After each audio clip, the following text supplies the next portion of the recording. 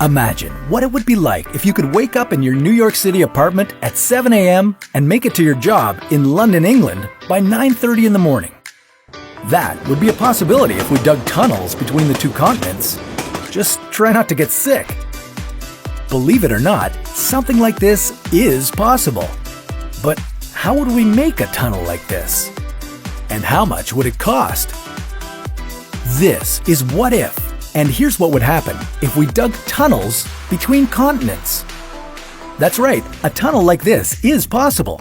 I mean, a tunnel that's similar to this already exists. It's called the Channel Tunnel, or Channel. And in just about 35 minutes, you can drive from England to France. Without it, you'd have to take either a ferry or a plane. Compared to what we'd be building, the channel is tiny at just over 50 kilometers. Our tunnel would be over 5,500 kilometers if we wanted to go from New York to London. So, how would we make our tunnel? Let's use the Channel Tunnel as an example of what our tube might look like to give us some context. The Channel Tunnel took 6 years to build, and it also took decades of planning before that. As for the price, if we were to build another channel today, it would cost a whopping $13 billion. Okay, now multiply these numbers by 100, as that's how much bigger our tunnel would be, and you get the idea. This thing would take an incredibly long time and would cost a ridiculous amount of money. But let's assume we've got all this covered, and we have unlimited time and money.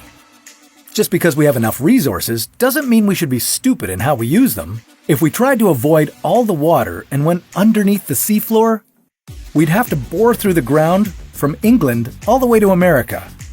This would take an incredibly long time. And there's always the possibility that the tunnel we built more than 5,000 meters underwater would cave in from the ocean's pressure. Instead, the best way to make the tunnel might be like this. You would make one massively long 5,500 kilometer tube and put it over the ocean. Then, using anchors, you would drag the tube down about 45 meters. You would then secure the tube using wires tied to the ocean's floor.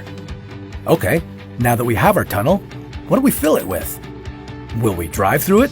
Pfft, that's so 21st century. Instead, we'll be taking a train. I know, that might sound even more old school than using a car, but this won't be just a regular train. To travel through our tube so quickly, we'd need to use vac trains.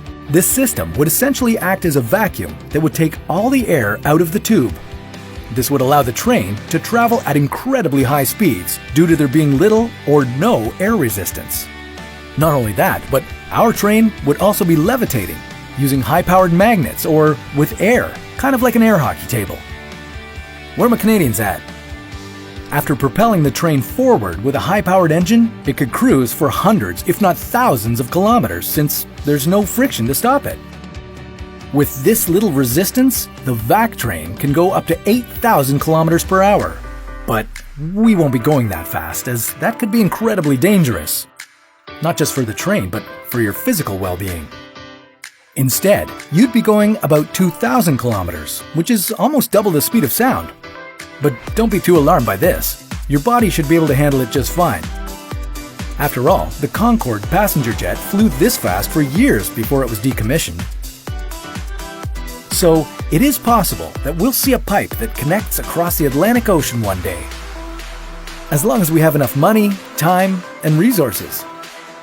Now, imagine that the supersonic train actually exists, and we could casually travel from Europe to America in just under an hour. Think about how industry, our economy, and travel would change.